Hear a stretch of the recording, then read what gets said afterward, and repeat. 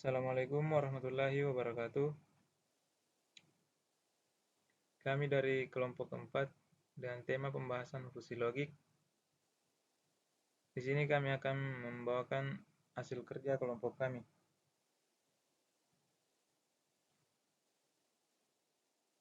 Pertama-tama, saya akan mengenalkan anggota kelompok kami. Yang pertama yaitu Suciati sebagai pemateri ketiga, Laude Muhammad Risman sebagai pemateri kedua, dan saya sendiri sebagai moderator dan juga pemateri pertama.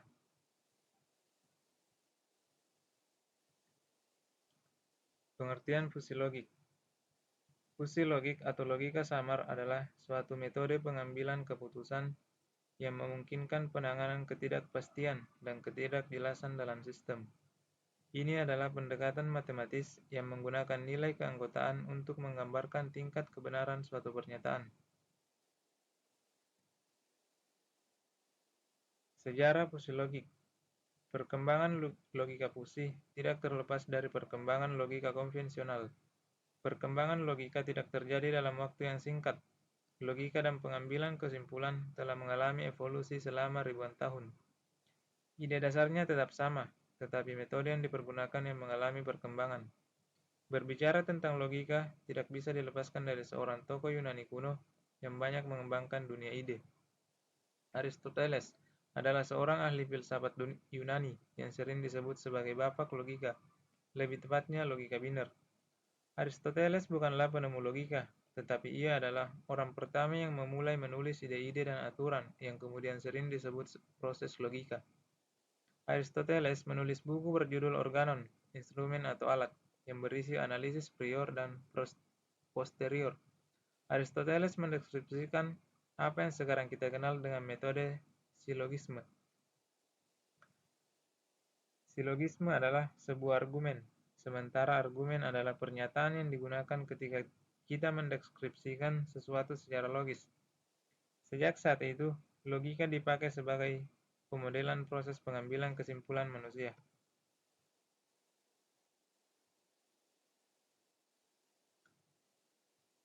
Kemudian himpunan fungsi logik akan dibacakan oleh Laude Muhammad Risman. Himpunan sosiologi. Yang pertama, himpunan sosiologi atau triangular fisiologi. Himpunan ini memiliki fungsi keanggotaan yang membentuk segitiga. Fungsi ini didefinisikan dengan menggunakan 3 parameter, yaitu titik maksimum, titik tengah, dan tinggi maksimum. Yang kedua, himpunan kubu trapesium atau trapezoidal fungsi. Himpunan yang memiliki fungsi keanggotaan yang membentuk trapesium.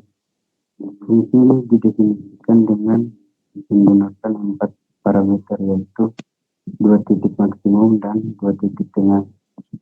Yang ketiga, himpunan Gaussian atau Gaussian fungsi.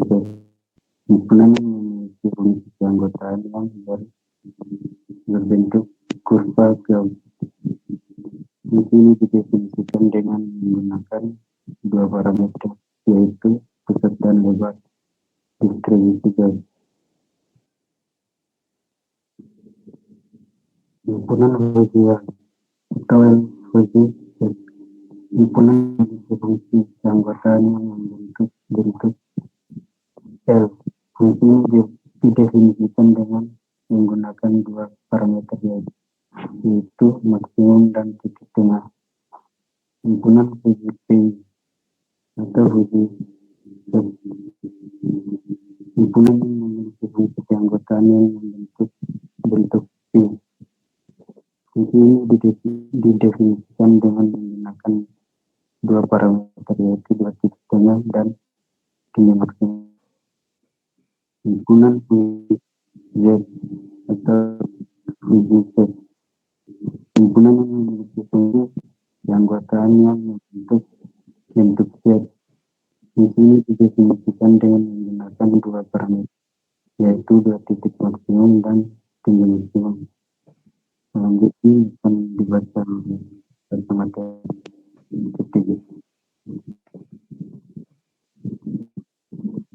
Dipersilakan.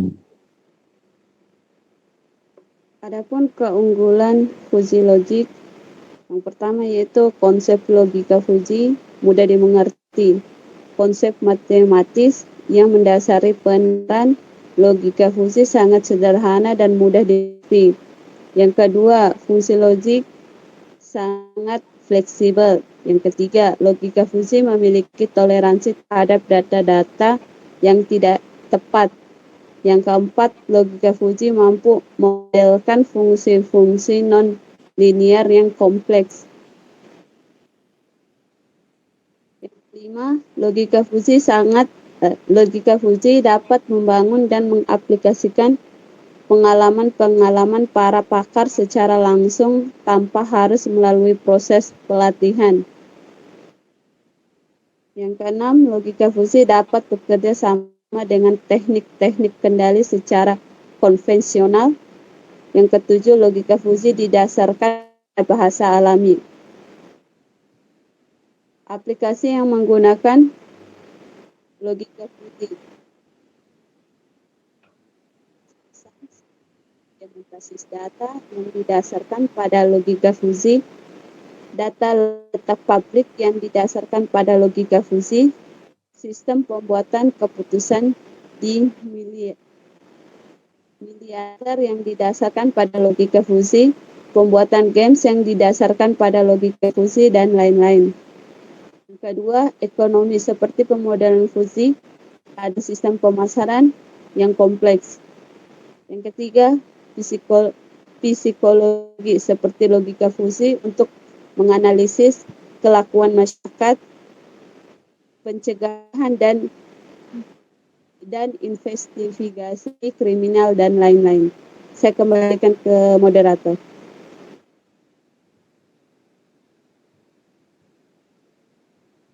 Terima kasih. Mungkin itu saja yang dapat kelompok kami sampaikan pada materi kali ini.